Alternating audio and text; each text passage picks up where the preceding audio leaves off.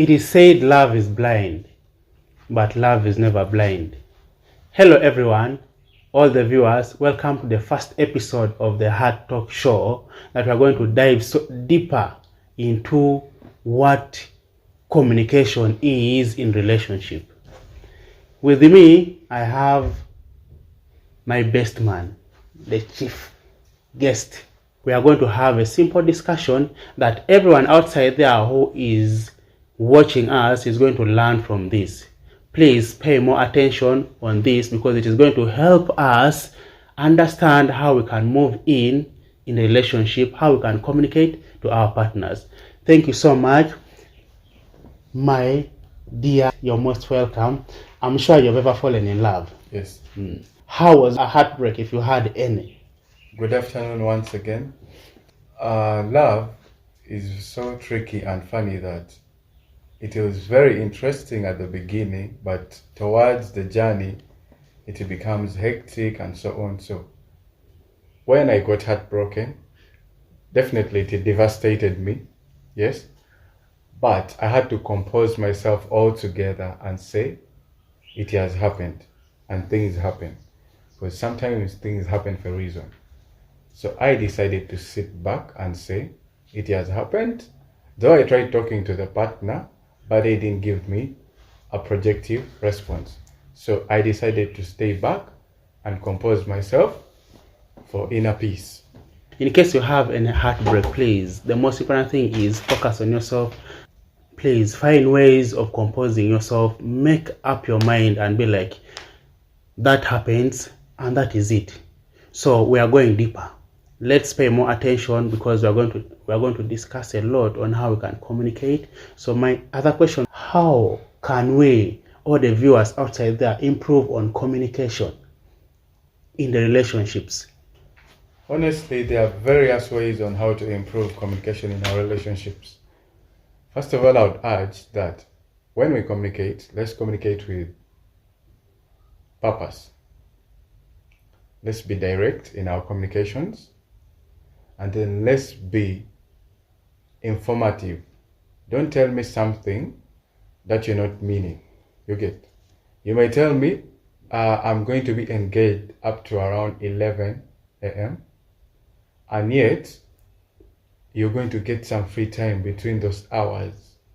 You can check on somebody, because the more you keep quiet in a relationship, the more bridges and gaps you're creating, and it is hard to fill them up. Exactly. Because when you keep silent, the intimacy is never built.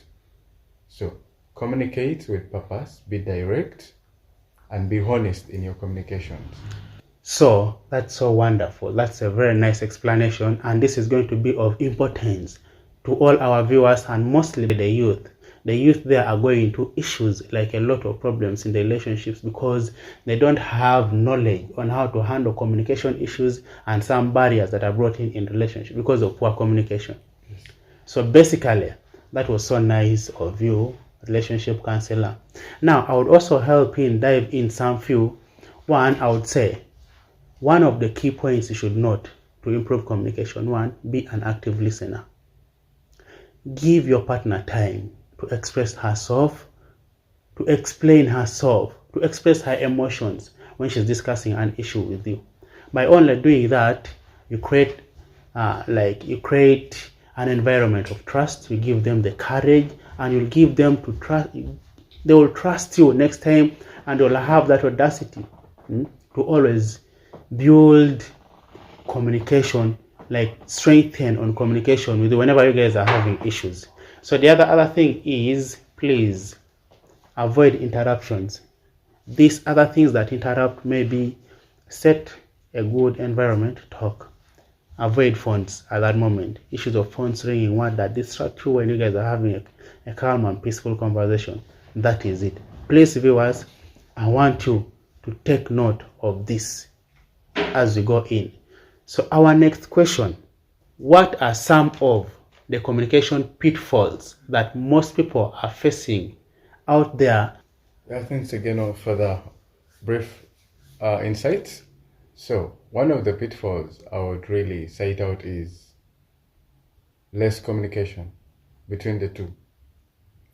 When you communicate less, there is no intimacy, and the relationship seems to be having a wider gap. Exactly, that's And then also, because of the current era today, since we're in the 21st century, yes, people communicate more on social media platforms like WhatsApp, Messenger, Instagram, and Twitter, and so on. So let's avoid the delayed replies, because this is one of the major factors that affects communication in a relationship. Thirdly, let's communicate with a major aim that you want to communicate with your partner. Not that you're forced to communicate, but let's communicate with purpose. Yes. Because when you communicate with purpose and direct word, the tonation that you're saying something is really a good one, you'll stay in a good gap, and then everything will be at par. that's so wonderful from our relationship counselor. That has been a very nice flow. Now, I feel being avoidant or having that avoidant personality disorder or personality is one of the communication pitfalls. Yeah, very true. Yeah. So I want you to help me, because you have a lot of knowledge in this. I want you to help me and the viewers outside there try to talk about this as a communication pitfall and how they can easily avoid it. Yes. Welcome. So let's dive into a brief statistics. Because we are in the current era, so I'll give a society statistics of today. So according to statistics, 40% of the relationships are bound to break up because there is less communication due to long distance relationships. They face a problem of no connection. So because you're avoiding somebody, the connection is actually disconnecting. Sure. So let's be able to connect with one another. Yes. Exactly. Yeah. The youths out there, please, let's listen actively. He has talked about avoidant personality disorder, how it affects us in communication, in relationships. So the other question is, surely I feel putting blames, like pinpointing or finger pointing, is one other thing that is a pitfall in communication. So I would love to hear, and we would all love to hear from our relationship counselor, how it affects communication. Cited out insights on communication is, instead of you saying you, say I. Sure. Say I feel like whatever you did wasn't right, and then let's do it this way. If it is the other partner or the other party, they should say, I think we should do this. When you pinpoint that you, her, you're actually bridging a painting picture that you are the one on the good side, yet in actual sense, both of you are not at par. So always learn to communicate within yourself that I. The use of I and the use of you. So like when you use too much of you, not I, that means you're displacing a problem to your partner.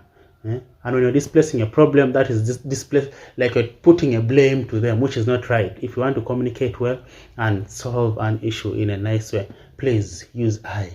Take the blame. Be submissive. Take the blame. Don't displace the blame to them.